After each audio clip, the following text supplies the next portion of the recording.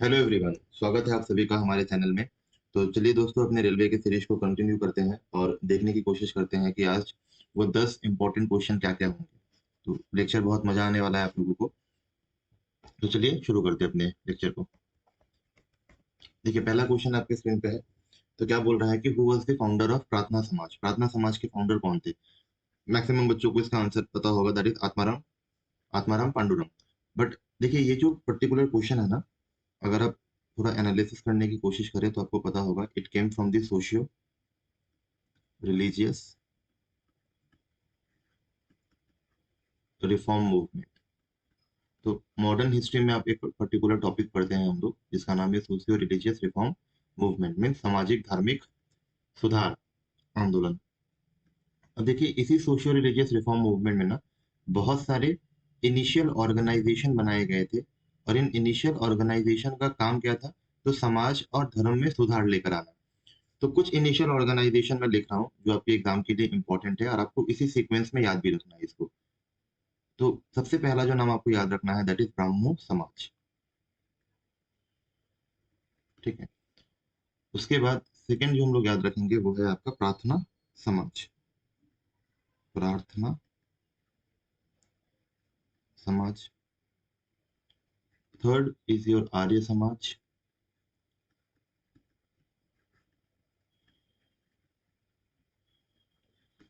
और finally fourth, Ramakrishna Mission. Ramakrishna mission.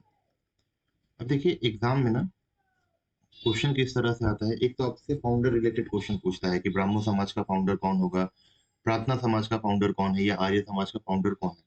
तो अगर हम ब्राह्मो समाज की फाउंडर को देखें ना, तो इट इज राजा राम मोहन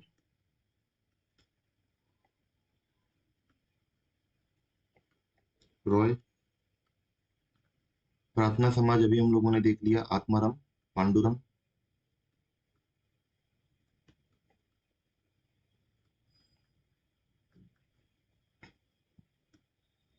आर्य समाज की बात करें तो स्वामी दयानंद सरस्वती। दयानंद सरस्वती। और रामकृष्ण मिशन की अगर हम लोग बात करें ना, तो it is Swami Vivekananda. Swami Vivekananda. Okay. तो एक तो फाउंडर रिलेटेड क्वेश्चन पूछता है। एक जो सेकंड क्वेश्चन आपसे पूछ सकता है ना, वो है establishment year and location, means Brahmo समाज को कब एस्टेब्लिश किया गया था और किस जगह पे किया गया था। तो ब्राह्मो समाज की अगर हम बात करें तो इसको एस्टेब्लिश किया गया था 1828, और ये हुआ था आपका कोलकाता में। कोलकाता कहाँ पे है? तो वेस्ट बंगाल। उसी तरह प्रार्थना समाज की बात करें तो इसको एस्टेब्लिश किया गया था 1867 में, और ये हुआ था आपका बॉम्बे में। आर्य समाज की अगर हम बात करें तो Arya Samaj was established in 1875, और ये भी आपका बॉम्बे में ही एस्टेब्लिश किया गया था। और रामकृष्ण मिशन की अगर हम बात करें तो ये एस्टेब्लिश हुआ था आपका 1897, और कोलकाता में। तो ये कुछ बेसिक फैक्ट्स आपको याद रखने हैं regarding the socio religious reform movement and organization. Organization हालांकि बहुत है, अभी इनिशियली ये 4 ऑर्गेनाइजेशन आप लोग याद रखो। अब देखिए, जो यहाँ पे जो सेकंड इंपॉर्टेंट पॉइंट आपको याद रखना है ना, कि जब भी हम इसकी बात करते हैं, सोशियो रिलीजियस रिफॉर्म मूवमेंट की बात करते हैं, जब भी हम सोशियो रिलीजियस रिफॉर्म मूवमेंट की बात करेंगे, तो एक इंसान का नाम आपको याद रखना है जिनका बहुत बड़ा कंट्रीब्यूशन है भारत में सामाजिक और धार्मिक सुधार करने में। और उस इंसान का नाम क्या है? राजा राममोहन रॉय।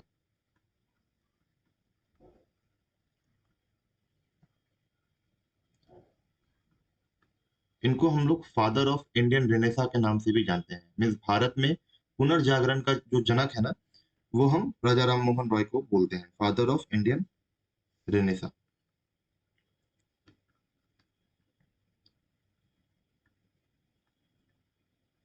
ठीक है, ये आपको याद रखना है।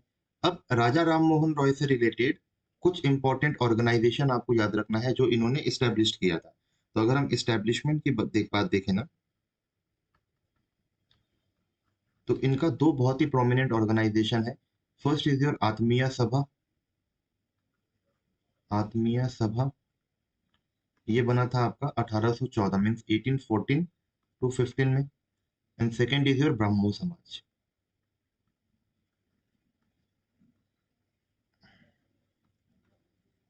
1828 में।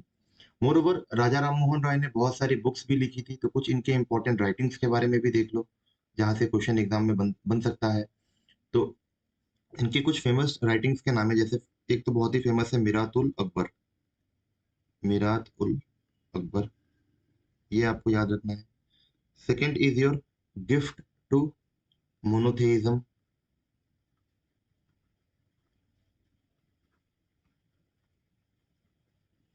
Third is your percept of Jesus, percept of Jesus. And finally last जो आपको याद रखना है, जो कि बहुत इंपॉर्टेंट है, एग्जाम में बहुत बार आ चुका है, संवाद कौमुदी, संवाद कौमुदी। तो ये कुछ इंपॉर्टेंट राइटिंग्स है राजा राम मोहन रॉय को, रॉय के, आपको याद रखना है। कमेंट सेक्शन में आप लोग ये बताओगे कि जो ये राम मोहन रॉय जी को जो राजा का टाइटल है ना, इस राजा के टाइटल को किसने दिया था? Who gave the title of Raja to Ram Mohan Roy? तो आप लोग सोचो, इसका आंसर देने की कोशिश करो।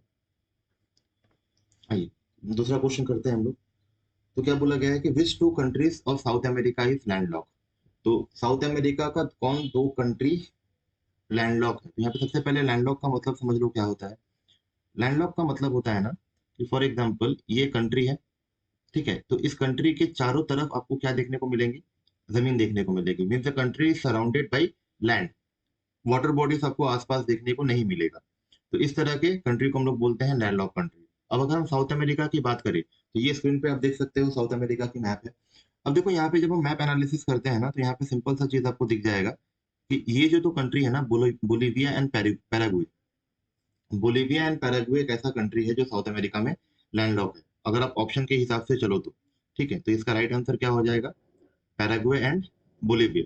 ठीक है, पैराग्वे एंड बोलीविया, मैप आप दोबारा से देख सकते हो, पैराग्वे एंड बोलीविया। तो यहाँ पे भी लैंड है, यहाँ पे भी जमीन है, यहाँ पे भी जमीन है, और यहाँ पे भी जमीन है। सेम गोल्स फॉर पैराग्वे, चारों तरफ आपको लैंड देखने को मिलेगा। ओके, अब देखो साउथ अमेरिका से रिलेटेड कुछ इंपॉर्टेंट फैक्ट आपको यहाँ पे याद रखना है। तो हम फैक्ट को कैसे देखेंगे? तो इस तरह से देखेंगे। देखो ये साउथ अमेरिका है, ये जो आपको ब्लू ब्लू देख रहा है ना, ये हो गया आपका पैसिफिक ओशन, पैसिफिक ओशन। अब होता क्या है ना कि जो इक्वेटर है, वो इक्वेटर पैसिफिक ओशन से उसका जर्नी शुरू होता है, और वो ओशन से लैंड में जब एंट्री करता है ना, मतलब ओशन के थ्रू जब लैंड में वो एंट्री करता है, तो पहली पहली बार जब इक्वेटर लैंड में एंट्री करता है, तो it crosses the country Ecuador. तो आपको याद रखना है इक्वेडर से क्या याद रखना है, कि इक्वेटर जो है ना, फर्स्ट लैंड जो क्रॉस करता है वो कौन सा है आपका? इक्वेडर का, वो है आपका Ecuador. And Ecuador is a country of South America, और इक्वेटर का नाम भी आपका इसी कंट्री के ऊपर पड़ा है, इक्वेटर। ये भी आपको याद रखना है। ओके, उसके बाद और हम क्या याद रख सकते हैं?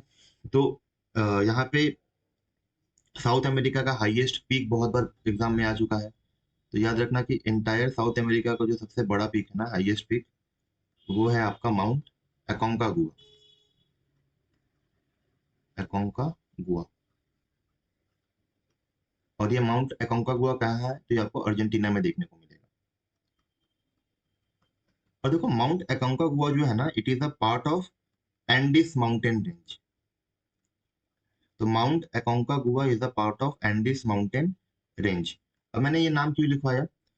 क्योंकि ये जो एंडीज माउंटेन रेंज है ना, it is the world's largest mountain range है। ये भी आपको याद रखना है, अगर आपसे एग्जाम में पूछ ले कि which is the world's largest mountain range, तो वो हो जाएगा आपका Andes mountain range, mountain range. अगर आप मैप में इसको लोकेट करने की कोशिश करो ना, तो ये जो चिली वाला एरिया है, यहाँ पे आपको देखने को मिलेगा Andes. Okay, more over world का जो सबसे ड्राइएस्ट डेजर्ट है, वर्ल्ड ड्राइएस्ट डेजर्ट, ये भी हमको साउथ अमेरिका में देखने को मिलता है। और ये कौन सा है आपका? तो Atacama, Atacama desert. Okay, Atacama desert. उसके बाद और क्या याद रख सकते हो? हम्म, हम्म, हम्म, ये याद रख लो, हाईएस्ट एक्टिव वोल्केनो।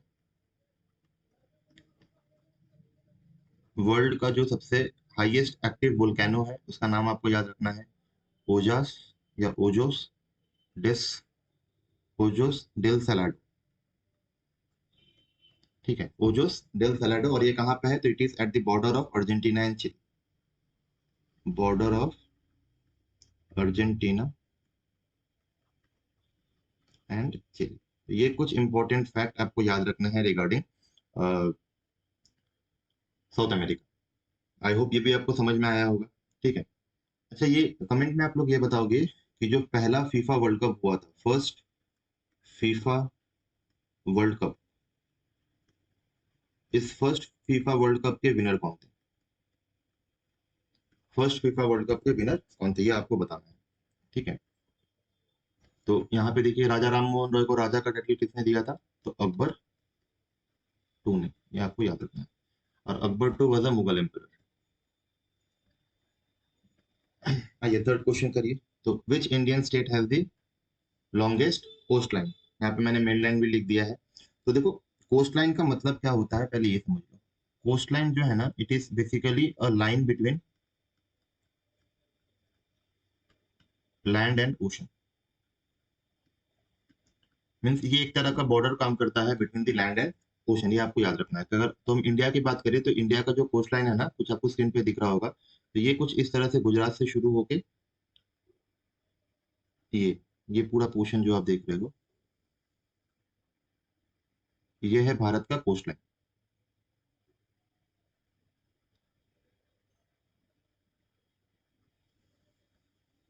ठीक है। तो this is the coast line of India. अब इंडियन कोस्ट लाइन से कुछ इंपॉर्टेंट फैक्ट याद रखना कि टोटल लेंथ अगर हमसे पूछ ले कि भारत के कोस्ट लाइन का टोटल लेंथ कितना है, ठीक है, तो it is 7516 kilometre, 7516 kilometre. But यहाँ पे एक चीज याद रखना, रिसेंट जो मेजरमेंट हुआ है,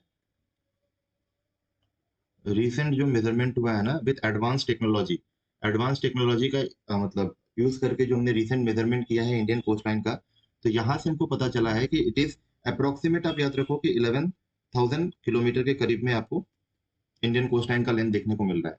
and there is an increase in the coast line of India. अब ये इंक्रीज जमीन बढ़ने की वजह से नहीं हुआ है। ये इंक्रीज क्यों हुआ है? तो हमने एडवांस टेक्नोलॉजी का इस्तेमाल किया है, और एडवांस टेक्नोलॉजी के वजह से ये इंक्रीज हमको देखने को मिला है।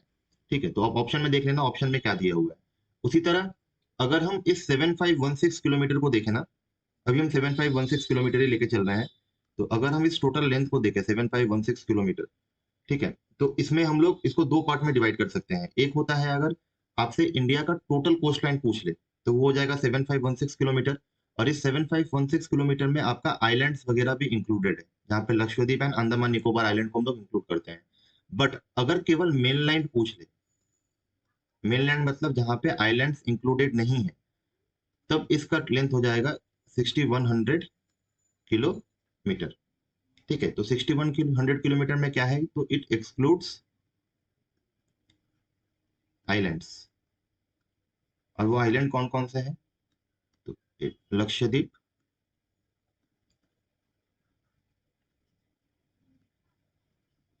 And Andaman and Nicobar island.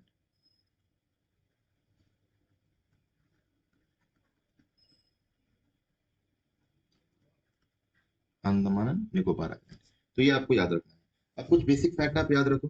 ठीक है, कि सबसे लॉन्गेस्ट कोस्ट लाइन किसका है, सबसे बड़ा कोस्ट लाइन अगर पूछ ले, मेन लैंड का अगर पूछे, तो ये हो जाएगा आपका गुजरात, गुजरात का। बट अगर नॉर्मली ऐसे पूछ ले, नॉर्मली मतलब आइलैंड को इंक्लूड करके अगर पूछ ले, longest coast line of India, mainland वगैरह नहीं दिया गया है,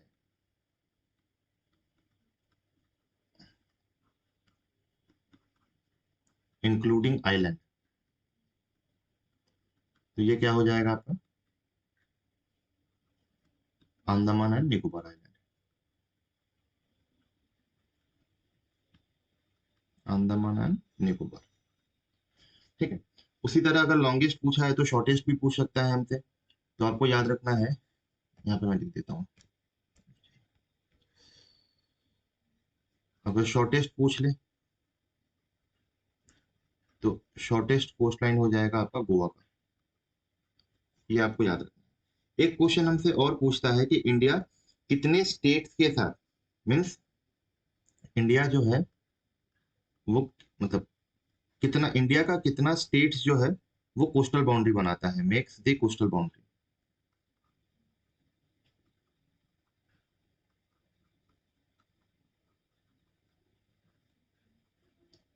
ठीक है, तो ये आप मैप से ही समझ लो। तो अगर आप एक एक स्टेट देखते जाओ तो गुजरात, महाराष्ट्र, यहाँ पे आपको गोवा देखने को मिलेगा, कर्नाटका, केरला, तमिलनाडु, आंध्र प्रदेश, उड़ीसा एंड वेस्ट बंगाल। तो कितने हो गए हमारे, एक, दो, तीन, चार, पाँच, छः, सात, आठ, नौ।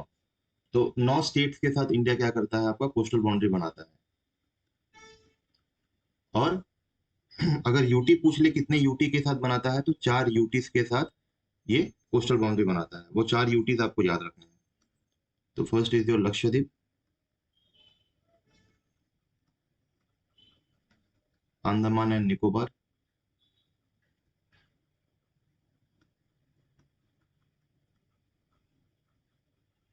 उसके बाद हो गया आपका Puducherry,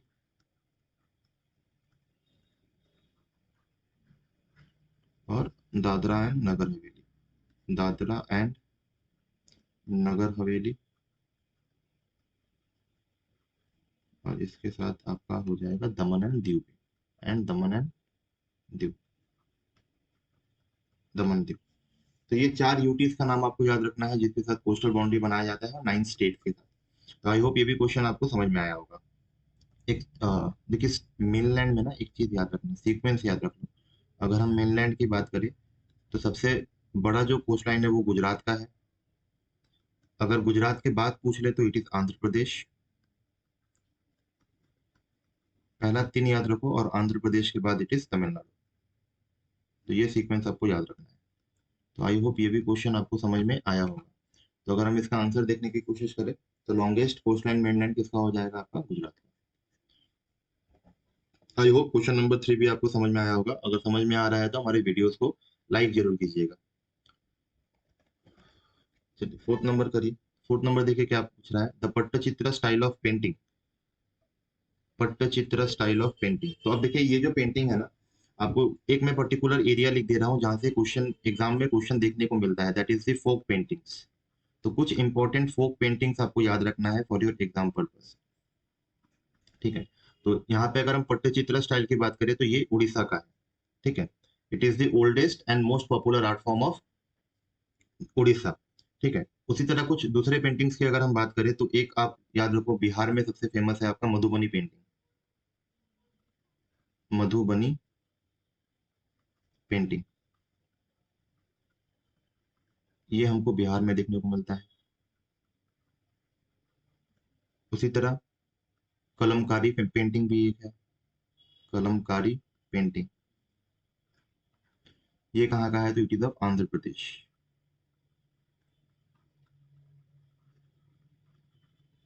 third is your Warli painting. तो वर्ली पेंटिंग कहाँ का है, तो ये महाराष्ट्र का है। फोर्थ आ जाइए, राजस्थान का भी एक याद रखिए, फाड़ पेंटिंग, फाड़ पेंटिंग इज ऑफ राजस्थान। तो ये कुछ इंपॉर्टेंट इनिशियल पेंटिंग्स आप याद रखो फोक पेंटिंग के बारे में। ठीक है। तो फोक पेंटिंग एक इंपॉर्टेंट एरिया हो जाता है आपके एग्जाम के लिए। तो पट्टचित्र हो गया हमारा उड़ीसा का। आइए, ये करिए, central sugar cane research institute. Last lecture में भी हमने कुछ इंपॉर्टेंट रिसर्च इंस्टीट्यूट के बारे में पढ़ा था। ठीक है। तो आज उसको दोबारा से थोड़ा रिवाइज कर लेंगे जैसे आप लोगों के दिमाग में बैठ जाए। और ये क्वेश्चन मैंने साथ आप लोग को बोला भी था कि कमेंट सेक्शन में आपको बताना है। तो देखिए, central sugar cane research institute जो है ना, इसका हेडक्वार्टर कहाँ पे है, तो कोयम्बटूर में है। ठीक है। तो कुछ इंपॉर्टेंट रिसर्च इंस्टीट्यूट और आपको याद रखना है, जैसे इसका आंसर आप लोग खुद देंगे, सेंट्रल पोटैटो रिसर्च इंस्टीट्यूट। तो सेंट्रल पोटैटो रिसर्च इंस्टीट्यूट का हेडक्वार्टर कहाँ पे है? ओके। उसी तरह सेंट्रल पल्सेस रिसर्च इंस्टीट्यूट भी याद रखना, पल्सेस रिसर्च इंस्टीट्यूट, तो ये है आपका कानपुर में। शुगर केन हमारा कोयम्बटूर हो गया। राइस की अगर हम बात करें तो सेंट्रल राइस रिसर्च इंस्टीट्यूट, ये आपको कहाँ पे देखने को मिलेगा? तो it is in Cuttack. Tobacco हमने पढ़ा था, टोबैको कहाँ पे है? तो राजा मुंद्री में। और अगर सेंट्रल ड्रग रिसर्च इंस्टीट्यूट बोल दे सेंट्रल ड्रग्स रिसर्च इंस्टीट्यूट, तो ये कहाँ पे देखने को मिलेगा आपको? Lucknow. I hope central potato का आंसर आप लोग दे दिए होंगे, तो इसका राइट आंसर है तो शिमला। तो इस तरह से ना कुछ इंपॉर्टेंट रिसर्च इंस्टीट्यूट का नोट आपके कॉपी में होना चाहिए, इंपॉर्टेंट रिसर्च इंस्टीट्यूट और उसका headquarter. I hope question number 5 भी आपको समझ में आया होगा। Now come to question number 6। देखिए क्वेश्चन नंबर 6 एक इंपॉर्टेंट एरिया है, ठीक है, जहाँ पे बुक्स एंड ऑथर से रिलेटेड क्वेश्चन है। तो बुक्स एंड ऑथर भी आप पहले समझ लो कि आपको बुक्स एंड ऑथर पढ़ना कैसे है। तो अगर हम बुक्स एंड ऑथर की बात करें ना, तो कुछ क्वेश्चन इसमें कहाँ से पूछे जाते हैं? तो एक पूछने का डायमेंशन है आपका हिस्टोरिकल बुक। तो हमारे हिस्ट्री में बहुत सारे फेमस बुक हैं, तो उन बुक्स के बारे में आपको पता होना चाहिए। और दूसरा डायमेंशन जहाँ से आपसे क्वेश्चन आ सकता है वो करंट अफेयर रिलेटेड होता है, जहाँ पे करंट बहुत सारे बुक्स निकलते हैं और उनके ऑथर्स के बारे में आपको पता होना चाहिए। तो यहाँ पे अगर हम देखें ना, तो ये क्वेश्चन आपका हिस्टोरिकल बुक से आया है और राज तरंगनी के बारे में पूछा है। तो राज तरंगनी के ऑथर थे कल्हाना, राज तरंगनी के ऑथर थे कल्हाना। और आपसे ये भी पूछ सकता है कि राज तरंगनी को किस भाषा में लिखा गया था, किस लैंग्वेज में लिखा गया था? तो लैंग्वेज यहाँ पे है आपका संस्कृत।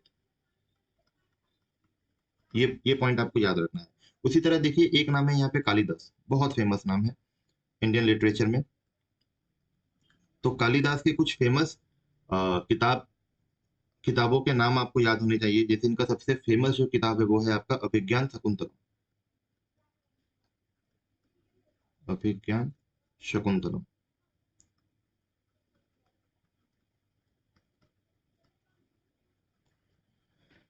उसके उसके अलावा और एक नाम याद रखना, कुमार संभवम, संभवम, मालविका अग्निमित्रम, मालविका अग्निमित्रम,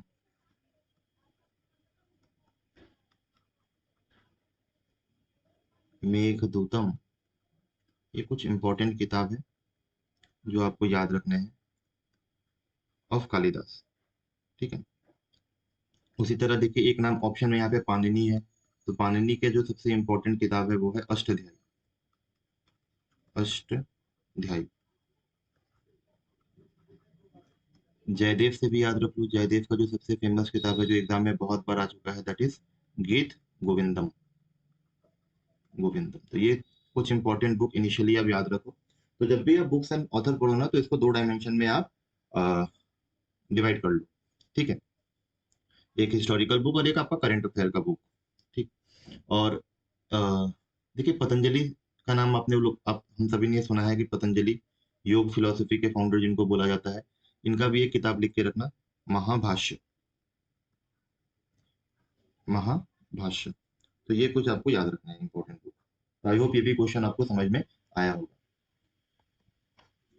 चलिए क्वेश्चन नंबर 8 कीजिए, ठीक है।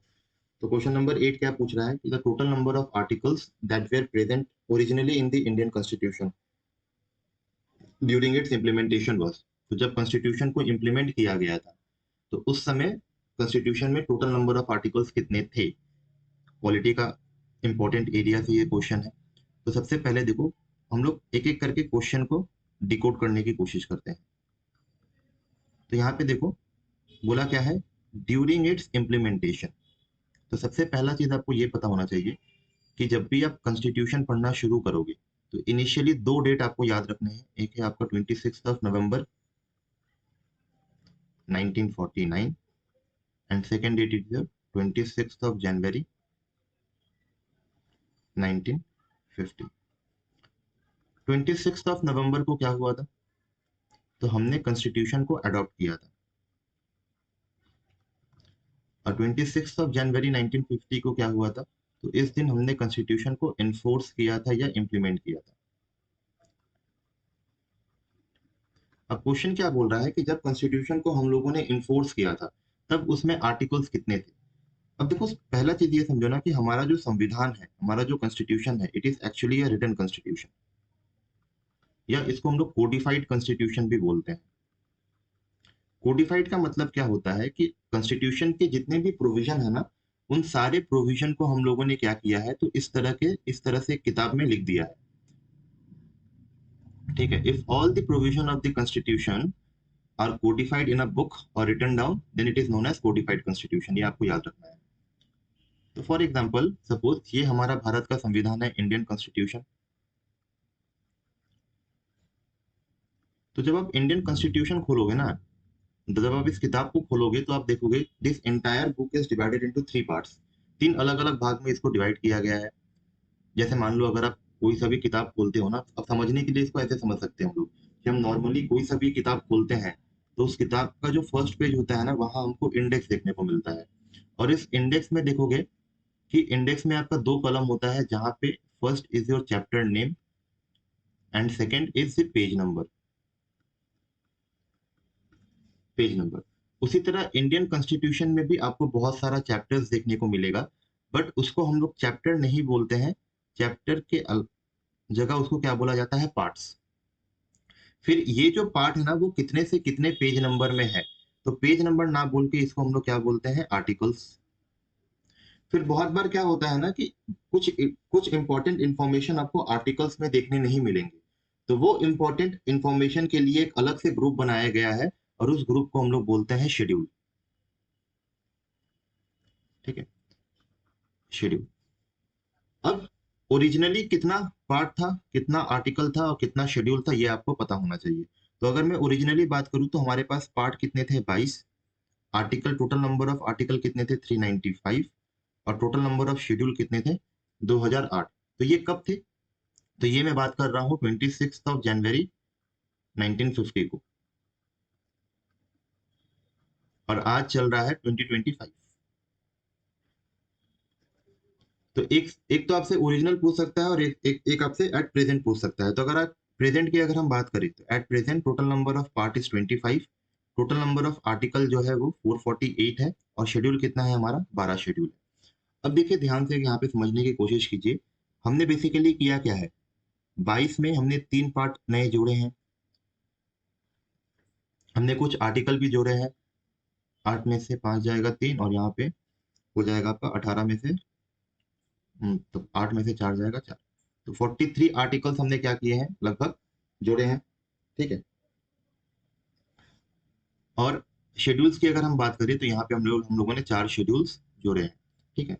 तो एक चीज याद रखो कि कॉन्स्टिट्यूशन में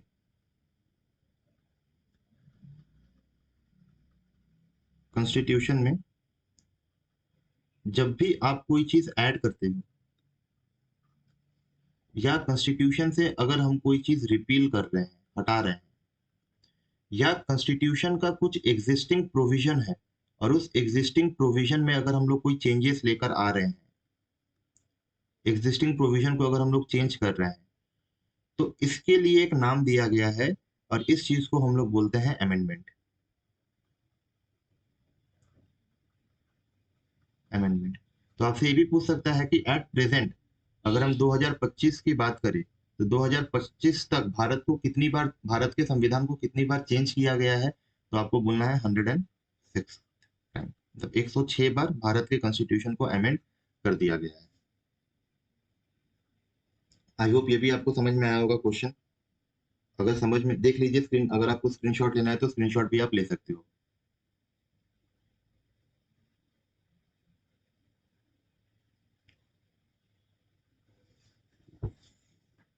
चलिए, ये करिए क्वेश्चन नंबर 9। तो क्या बोला है? Who has been appointed as the chairman of 15th finance commission? तो 15th फाइनेंस कमीशन के चेयरमैन कौन थे? देखिए लास्ट क्लास में, लास्ट वीडियो में हम लोगों ने बोला, मैंने बताया था आप लोगों को कि करंट अफेयर का एक इंपॉर्टेंट एरिया हो जाता है रिसेंट अपॉइंटमेंट, और रिसेंट अपॉइंटमेंट से हमें क्वेश्चन देखने को मिलते हैं। ठीक है, तो chairman of 15th finance commission is your Arvind Panagariya, ये आपको याद रखना है। लेकिन इसके अलावा मान लीजिए कि 2-3 क्वेश्चन अगर आपसे और पूछे, जो ऑप्शन में ही नाम है, ऑप्शन मैंने उसी तरह लिखा है कि अगर हमसे ये पूछ ले कि who has been appointed as the chairman of Competition Commission of India, CCI के चेयरमैन कौन बने हैं, Competition Commission of India, Commission of India,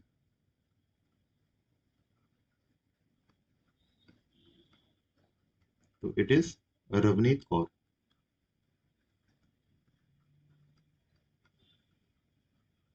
Ravneet Kaur, okay. उसी तरह chairman of 23rd law commission अगर पूछ ले,